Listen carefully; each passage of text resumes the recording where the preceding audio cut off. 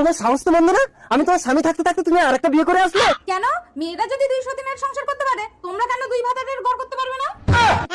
তার মানে তুমি দুজনকে নিয়ে এক বিছানায় ঘুমাবে? হ্যাঁ, ও পাশমোড়া দিলে তুমি আশমোড়া দেবে, আর তুমি আশমোড়া দিলে ও পাশমোড়া দেবে। আচ্ছা ঠিক আছে, তোমরা ঘরে উঠে এসো। আরে নতুন স্বামী তুমি বমি করছো কেন? পুরাতন স্বামী ছুটে এসো। Hello doctor.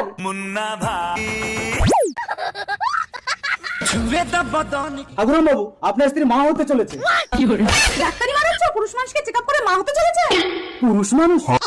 গা হাত পা এত নরম নরম লাগছে কেন? নরম কই দেখি।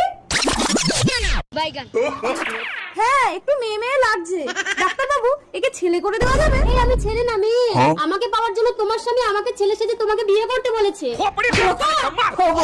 আমি তো শুধু প্রেম করেছিলাম, তুমি তো বিয়ে করে একেবারে ঘরে তুলে আনলে। ডাক্তারের ভাষায় একে বলে চুলকে ঘা।